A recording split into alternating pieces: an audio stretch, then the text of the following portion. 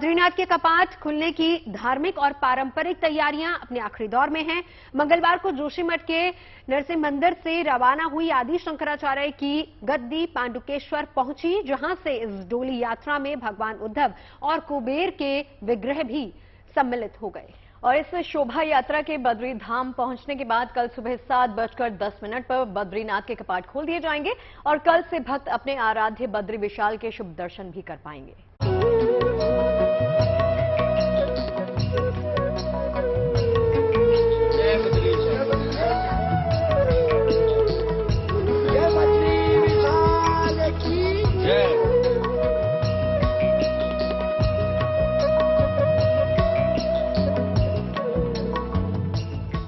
सृष्टि के 8वें बैकुंठ के नाम से मशहूर बद्रीनाथ के मंदिर का अलौकिक श्रृंगार जोर शोर से जारी है।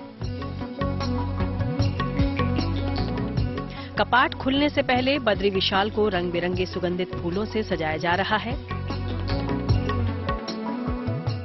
मंदिर कमेटी, जिला प्रशासन और भगवान के सेवादार बद्री विशाल की रूप सज्जा में पूरी श्रद्धा और लगन के साथ जुटे हुए हैं।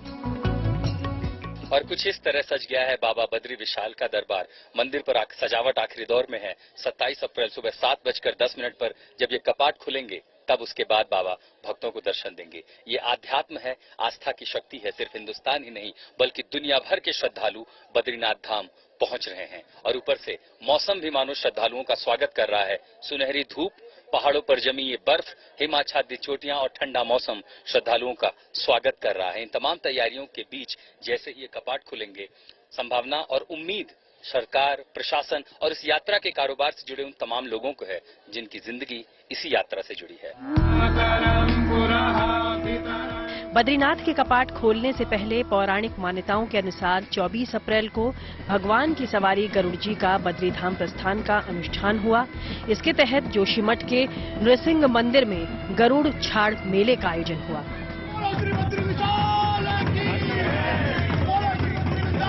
इसके बाद 25 अप्रैल को आदि गुरु शंकराचार्य की गद्दी के साथ पुजारी रावल श्री ईश्वर प्रसाद नंबूदरी ने योग बद्री के नाम से विख्यात पांडुकेश्वर के लिए प्रस्थान किया।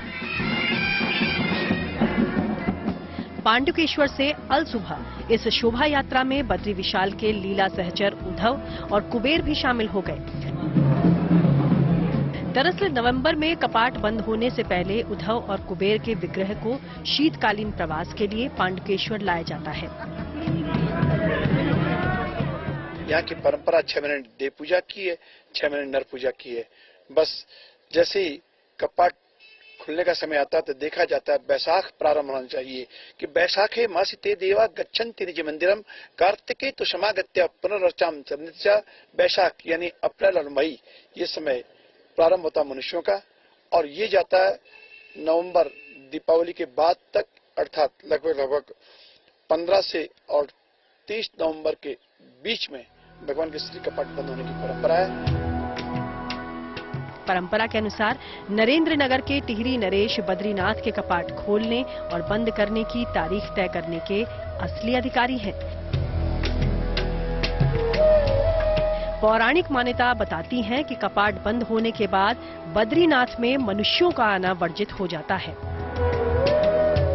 मान्यता भी है कि शीतकाल में 6 महीने देवतागण भगवान बद्री विशाल की पूजा आराधना करते हैं। इस दौरान देवर्षि नारद मुख्य पुजारी के तौर पर मंदिर में तैनात रहते हैं। चंद घंटे बाद जब बद्रीनाथ के कपाट खुल जाएंगे तो मनुष्य को अपने आराध्य की पूजा अर्चना करने का सौभाग्य अगले 6 महीने तक मिलता रहेगा। बद्रीनाथ से आशुतोष मिश्रा के साथ bureau report, good news today. चलते सीधा आशुतोष मिश्रा इस वक्त हमारे साथ जुड़ चुके हैं। आशुतोष, हम आपसे जानना ये चाहेंगे, पहली बात तो ये कि आप लकी हैं, आपने केदारनाथ के दर्शन किए और अब आप बद्रीनाथ के दर्शन भी कर रहे हैं। मौसम में कितना डिफरेंस है, क्योंकि केदारनाथ में तो बर्फ की चादर बिछी हुई थी, मौसम बहुत ज्यादा खराब भी होता जा रहा था। बद्रीनाथ का मौसम कैसा है? इस समय तापमान -3 है और रात तक पूरी संभावना है कि -6, -7 तक पहुंच जाए। लेकिन जब मैं आया था सुबह तो अच्छा खासा मौसम था, सूरज की किरणें जो है बाबा का स्वागत कर रही थी, डोली का स्वागत कर रही थी। और आपने कहा कि हाँ, ये किस्मत की बात है अगर आप यहाँ पहुंच जाते हैं, लेकिन आप तीनों को भी निराश होने की जरूरत नहीं है। इन तस्वीरों के जरिए साक्षात बाबा के इस मंदिर के इस धाम का दर्शन कीजिए, जिसे धरती का बैकुंठ या सृष्टि का 8वां बैकुंठ कहा जाता है। कि जब 7:10 पर कपाट खुलेंगे तो आपके तमाम सारे दर्शकों को ये नजारा देखने को मिलेगा, ये दृश्य देखने को मिलेगा।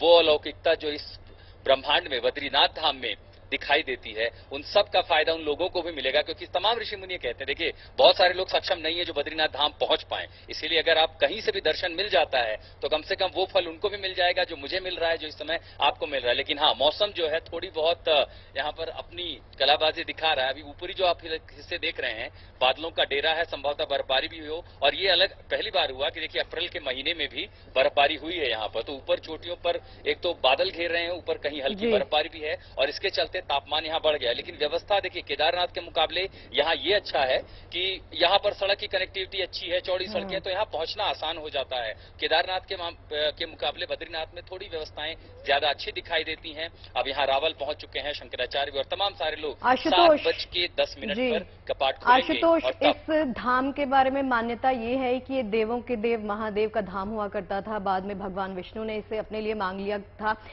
तैयारियों के बारे में जरा बताइए कि कल को लेकर तैयारियां किस प्रकार की हैं। ठंड के बारे में तो आप बात कर ही रहे हैं कि माइनस में टेम्परेचर जो है वो गया हुआ है, तो बताइए क्या कुछ चल रहा है। सबसे पहले मंदिर पे देखिए, ये बाहर से तमाम सारे ऋषिकेश से सजावट करने के लिए ये जो कारीगर आए हैं, फूलों से पूरे धाम को सजाया गया है। अभी भी तैयारियां आप देखेंगे कि आखिरी पड़ाव पर हैं, ये चल रही हैं और लगभग रात के 10-11 बजे तक ये चलती रहेंगी। पूरे धाम की यहाँ पर सजावट है। इसके अलावा जो पूरा रास्ता है बद्रीनाथ तक पहुंचने के लिए, जगह जगह पर दिशा निर्देश लगाए गए कि लोग किस तरह के नियमों का पालन करें। क्योंकि एक तो मौसम भी है और दूसरी जिस तरह की आप यात्रा पर आ रहे हैं, और वो तमाम सारे लोग जो इस समय भी देख रहे हैं और ये तैयारी कर रहे हैं कि आपको 4 धाम यात्रा करनी है, तो दिशा निर्देशों का पालन जरूर करें। खासकर मौसम को देखते हुए गर्म कपड़े रखें, शूज रखें, छाता रखें और इन तैयारियों के साथ बिल्कुल जिनको स्वास्थ्य की समस्या है वो कम से कम हेल्थ चेकअप के पाए। और दूसरी तरफ